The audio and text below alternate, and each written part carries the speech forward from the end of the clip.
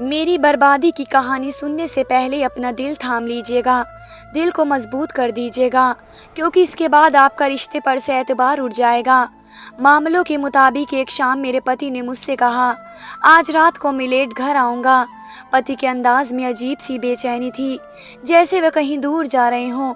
मैं भी समझ गई कि शायद लेट आएंगे, तो मुझे डर लग रहा था, इसलिए मैं अपने कोई ना कोई बंदोबस्त ज़रूर करूँगी। मैंने ये बात उन्हें नहीं बताई कि पति खामख्वाह परेशान हो जाते। मैंने कहा कि ठीक से आप जाएं और खैरियत से आएं।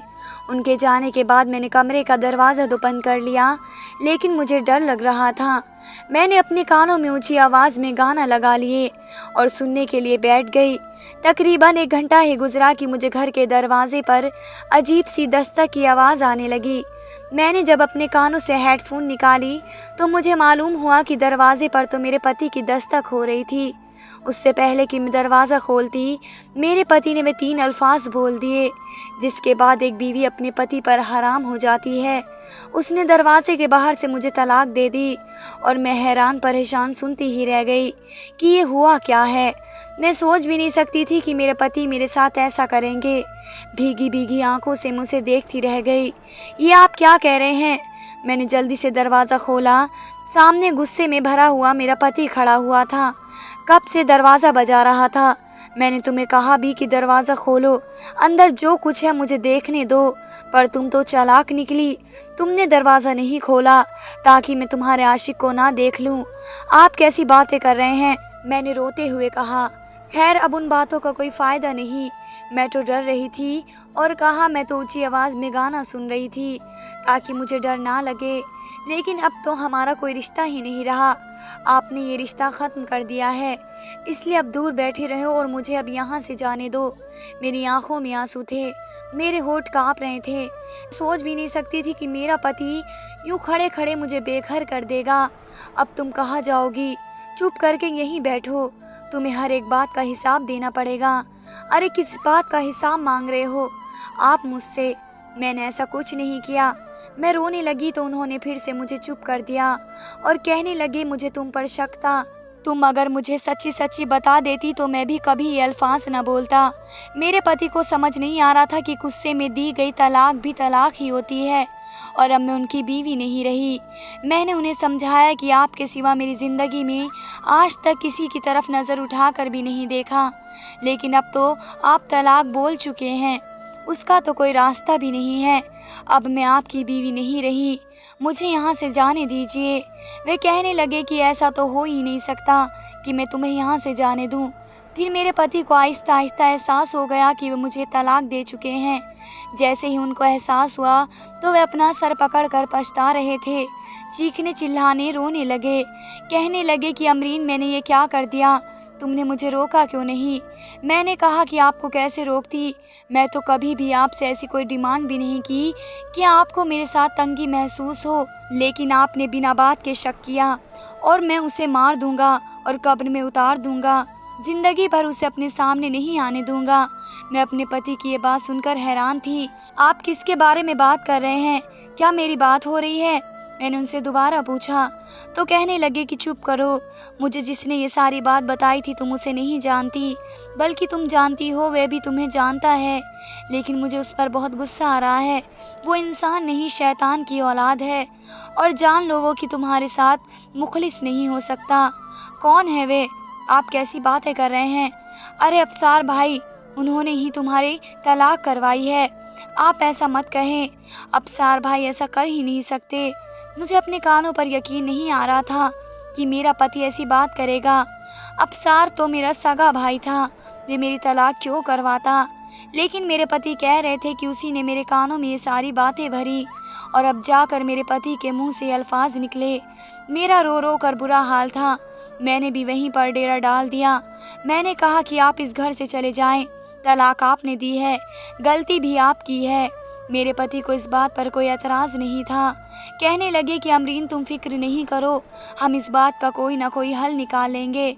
ऐसा कैसे सालों का रिश्ता एक लम्हे में टूट नहीं सकता। मेरे पति अभी भी किसी खुशफहमी में थे, लेकिन मैं जान गई थी कि हमें अब किसी मुश्किल घड़ी का सामना करना पड़ेगा, जिंदगी भर एक दूसरे से अलग रहना पड़ेगा। ये सोचते ही मुझे डर लग रहा था। जाहिर है अब एक साथ रहना तो गुनाह समझा जाता। फिर मेरे पति ने एक ऐसी बात कही, कहने लगे मैं तुम्हारे भाई को इस दुनिया में जिंदा नहीं छोड़ूंगा। ये निकाह उसने तुड़वाया है, गलती उसकी है। पहले अगर ये बात होती तो मैं अपने पति को रोका करती थी, पर अब तो वो मेरा शौहर ही नहीं था। मैं उसे क्या रोकती, क्या कहती। मैंने बस इतनी ही बात कही कि देखो अगर तुम जाओगी तो उसे हमारी तलाक के बारे में पता चल जाएगा। मैं उसे फ़ोन करके पूछ लेती हूँ, देखती हूँ कि अफसार मेरे बारे में ऐसी सोच क्यों रखता है, मैंने क्या बिगाड़ा है उसका। फिर मैंने अफसार को कॉल की। मैंने उसको मोबाइल पर पूछा कि आखिर तुमने मेरे बारे में ऐसी बेहुदा बात क्यों की है। मैं हैरान थी उस वक्त जब अफसार बेहुदी से हंस रहा था और बोला मेरी बहन में बेहुदा बात नहीं कर रहा, मैं तो सच कह रहा हूँ। और वैसे भी तुम्हारा पति तुम्हारे काबिल नहीं है। अगर इस बात पर वह तुम्हें छोड़ देता है तो तुम्हें परेशान होने की बिल्कुल भी ज़रूरत नहीं। इस कंगाल के पास और है ही क्या, तुम्हारे अलावा तुम्हें भी छोड़ देगा तो उसके पास बचेगा क्या। मुझे अपने भाई की इस घटिया सोच पर बेहद अफसोस हो रहा था, लेकिन मैं जान गई थी कि अब अगर मैंने कोई बहस वगैरह की तो खामखा मेरे साथ कोई मसला खड़ा कर देगा। सो मैं चुप रही। मैंने फ़ोन बंद कर दिया। मैंने कहा तुम मुझे किसी अनाथ आश्रम में छोड़ाओ ताकि मैं अपनी बाकी ज़िंदगी आराम से गुजार लूँ। मैं अपने घर वालों पर बोझ नहीं बनना चाहती, लेकिन मेरे पति ने मुझसे कहा कि तुम सिर्फ एक रात इसी घर में गुजार लो, मैं दूसरे कमरे में सो जाऊंगा, तुम्हारे करीब भी नहीं आऊँगा। लेकिन तुम इस तरह से मत कहो कि अनाथ आश्रम में जाओगी, तुम्हारे ख़ानदान वालों को पता चलेगा, फिर तलाक का भांडा फूट जाएगा और हम पूरे ख़ानदान में बदनाम हो जाएंगे। मैंने अपने शौहर की बात मान ली। सुबह होने तक मुझे नींद नहीं आई। अजीब सी बेचैनी और आंखों में आंसू थे।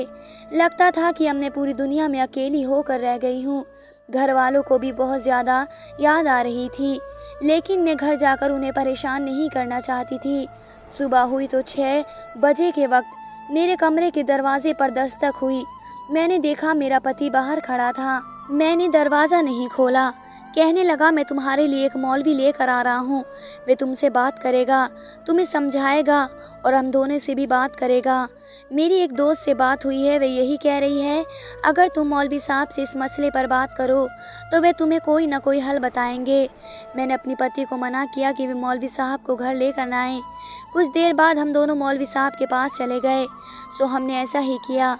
हम मौलवी साहब के पास पहुँचे तो दिल में थोड़ी बहुत उम्मीद थी, लेकिन जैसे ही हम अंदर दाखिल हुए तो मुझे देखकर बहुत अजीब सा लगा कि वहाँ पर काफ़ी सारे मर्द और मौजूद थे। मैंने खुद को हिजाब और नकाब में ढककर छुपाकर मौलवी साहब के कमरे तक सफ़र किया। फिर मैं अंदर दाखिल हुई। उन्होंने हमें दिलासा दिया और प्यार से बिठाया। फिर जो बात समझाने लगे, उन्होंने जो बात कही उस बात ने तो मेरे होश ही उड़ा दिए। कहने लगी बेटी अब तुम्हारा पति तुम पर हमेशा के लिए हराम है, लेकिन अगर तुम फिर भी कोई रास्ता इख्तियार करना चाहती हो तो वह हलाल ही है। हलाले को आजकल जिस तरह से पेश किया जा रहा है ये कोई मजाक नहीं है।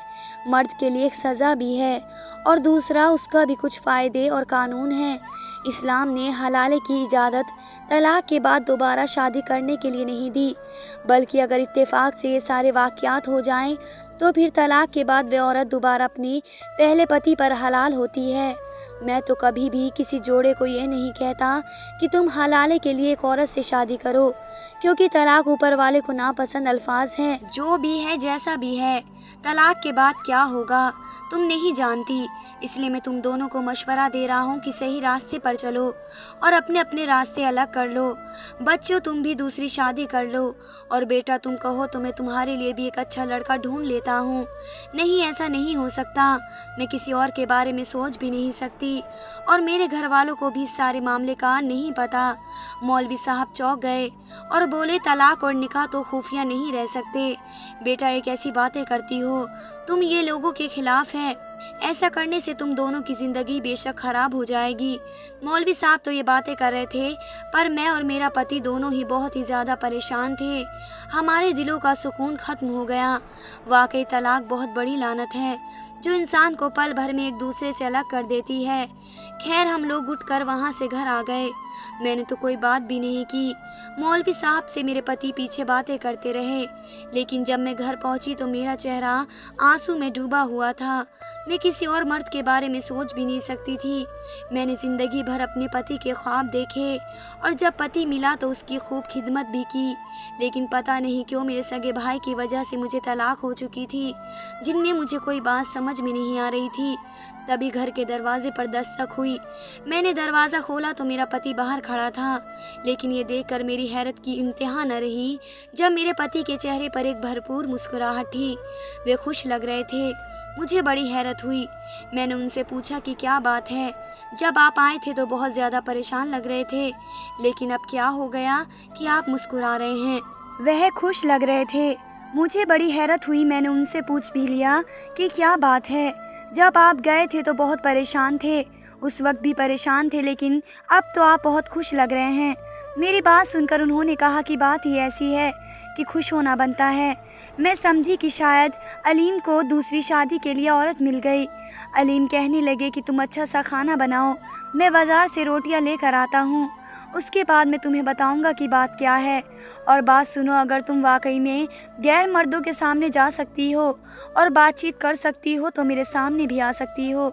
मैं तुम्हारे साथ कोई ताल्लुक़ नहीं रखूँगा, लेकिन खुदा के लिए इस तरह छुपन छुपाई वादे मामले ख़त्म करो। शौहर की बातों ने मुझे बड़ा हौसला दिया। उनका दिमाग भी हल्का हो चुका था। तुमको देखकर मेरी आधी परेशानी ख़त्म हो गई। मैंने दाल बनाई और पति रोटियां लेकर आ गए। हमने खाना साथ ही खाया। मुझसे कहने लगे कि इस्लाम इतना भी मुश्किल नहीं है जितना कि हमने बना रखा है। मैंने और एक मुफ्ती से बात की है जो कि हमारे घर के करीब हैं। ये तो वही मुफ्ती साहब हैं जिनके पास मैं चला गया था। मुझे अफसार भाई ने एक बार उस मौलवी के बारे में बताया था और आज भी वे उसकी बहुत तारीफ़ कर रहे थे। कह रहे थे कि मैं आपकी तरफ आऊँगा, काफ़ी अरसा हो गया है। तभी मुझे उनकी बात ये याद आया कि हाँ, यहाँ तो एक हमारी अपनी मस्जिद भी है। तो मैं मौलवी साहब के पास गया तो उन्होंने मुझे कहा कि तलाक के बाद बीवी के पास जाना हलाल है, लेकिन हलाले का सबसे बड़ा मसला ये होता है कि कोई भी मर्द अपनी बीवी को तलाक नहीं देता। लोग जब एतबार करके दूसरों के हाथ अपनी औरत सौंप देते हैं, निकाह के बाद लोग बदल जाते हैं और दो निकाह की यही अहमियत होती है कि वे एक औरत से ब्याह कर ले, खुशी खुशी उसे जाने नहीं देते। इसलिए अगर कोई बहुत ही काबिल इंसान है तो इस पर आप भरोसा कर लें, अपनी बीवी को निकाह कर सकते हैं, फिर कुछ महीनों के बाद तलाक लेकर दोबारा शादी कर सकते हैं। मैंने कहा बात तो आपकी बिल्कुल सही है, लेकिन ऐसा काबिल एतबार आदमी कहाँ मिलेगा जो फ़ौरन तलाक भी दे दे। हाँ, ऐसा काबिल एतबार ढूंढना तो बहुत मुश्किल है, लेकिन मैंने ढूंढ लिया है। तुम बस उसकी फ़िक्र नहीं करो, तुम सब कुछ मुझ पर छोड़ दो। तुमने भी शख्स को देखा तो होगा, लेकिन जानते नहीं होंगे। मैं उसे जानता हूँ और काफ़ी अच्छे से जानता हूँ। अलीम दिल का बहुत अच्छा है, लेकिन कभी कभी उसका रवैया कड़वा हो जाता है। तुम उसे निकाह करवा लो, तुम्हें कोई एतराज़ नहीं है। मेरा दिमाग बिल्कुल पहले की तरह रहेगा, क्योंकि वे इतना छोटा है कि मुझे परेशानी भी नहीं थी वे मेरे आगे मुकाबला कर सके। बल्कि मैं उसे तुम्हें ब्याह कर यही समझ लूँगा कि मैंने अपने बेटे से तुम्हारी शादी कर दी। मेरा पति हंस पड़ा कि आप कैसी बातें कर रहे हैं, मैं ऐसा सोच भी नहीं सकती किसी और आदमी के बारे में। मेरी जान, जब तक तुम ऐसे नहीं करोगी तब तक हम शादी भी तो नहीं कर सकते। और खुद सोचो, इतना ज़्यादा अरसा तुम्हारे घर वाले भी तुमसे दूर नहीं रहेंगे। मुझे तो लगता है कि आज नहीं तो कल उनको भी ये बात पता चल जाएगी। नहीं नहीं, मैं उनको किसी सूरत में ये बात नहीं बताऊंगी। मैं अपनी बात पर ही अटक गई। मैंने कहा कि हम किराए का एक घर लेते हैं, उस घर में रहेंगे, मेरा दूसरा निकाह भी वहीं पर होगा। आप सबको बता दीजिए कि हम कुछ अरसे के लिए कराची जा रहे हैं, तब कोई हमसे पूछेगा भी नहीं। वैसे भी माँ बाप अपने काम में मसरूफ़ होते हैं, उनकी नौकरियां हैं, उन्हें क्या पता कि हमारे यहाँ हमारी ज़िंदगी में क्या चल रहा है। मेरे पति ने इस बात को मान लिया, क्योंकि मुझे नहीं पता था कि मेरी ज़िंदगी एक भयानक ख्वाब बनकर रह जाएगी। फ़िलहाल के बाद मेरा निकाह किसी गैर आदमी से कर देंगे, लेकिन मुझे उसका चेहरा दिखाने की इजाज़त नहीं होगी, ना ही उसको होगी। इस तरह से वो मुझे भूल जाएगा और सारी ज़िंदगी मुझे याद नहीं रखेगा। लेकिन आप भी तो जानते हैं कि मियाँ बीवी के रिश्ते में ऐसा होना मुमकिन नहीं। खैर, मेरे पति ने उसे मास्क पहना दिया और मुझसे कहा कि तुम भी अपना चेहरा नकाब में रखना। मुझे अपनी पति की इन बातों पर रोना आ रहा था। अगर इतनी ही इज्जत थी तो तलाक क्यों दी।